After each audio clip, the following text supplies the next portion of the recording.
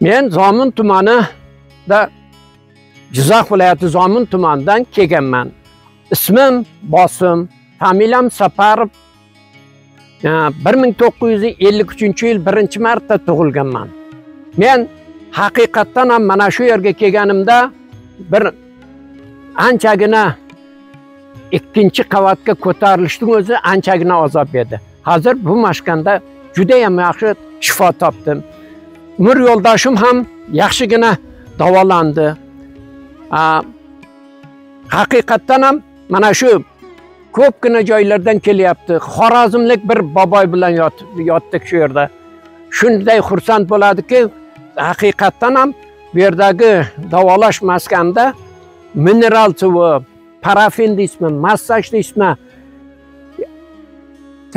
hammasi juda ajoyib yo'lga qo'yilgan.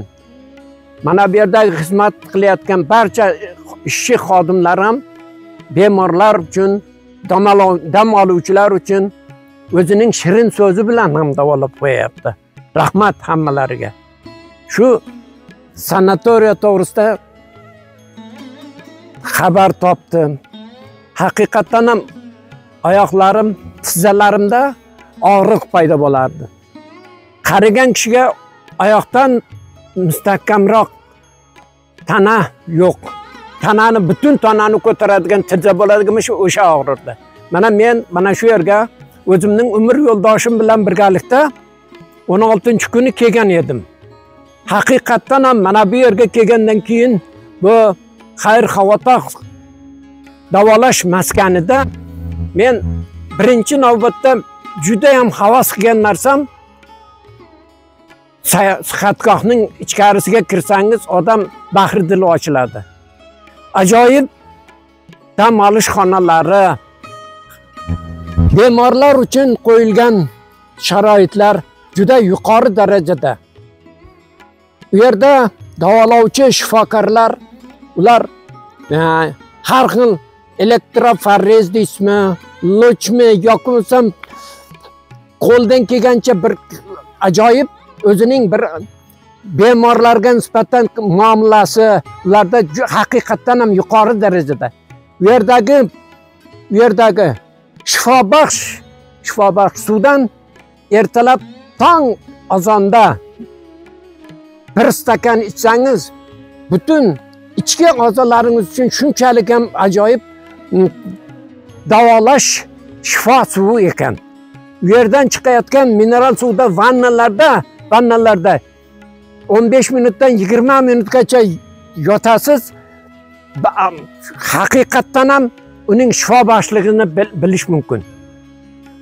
Ko'pchilik bemorlar aytadi, meni bo'g'inlarimda tuz bor edi deydi. Tuzlari eridi. U yerdagi parafin qo'yuvchi shifokorlarga ham ming marta rahmat aytaman. Massaj qiladi, davolash, massaj ham banka qo'yishlarda aytmaysizmi? Butun yelkamdagi og'riqlar umuman yo'q bo'lib ketdi. Tizzamdagi og'riq hozir bemalol o'zim o'tirib turib, endi qariya kishiga namoz o'qishdan boshqa buyuk ish yo'q. Bemalol namozimni o'tirib o'qib, turib juda ham xursand bo'ldim. Bugun muolajamning ertaga oxirgi kuni, ertaga mana shu paytda xudo xolasa Zomin tumaniga yana qaytib, bu shifo maskanidan hammani kelib davolashga taklif etib, o'z xonamga, o'z yurtimga ketaman. Hammalaringizni mana shunday dam olish maskanlarida kelib yaratgan Tangrimning bergan dardiga shifo topingizlar. Doimo sog' bo'lingizlar, salomat bo'lingizlar. Rahmat.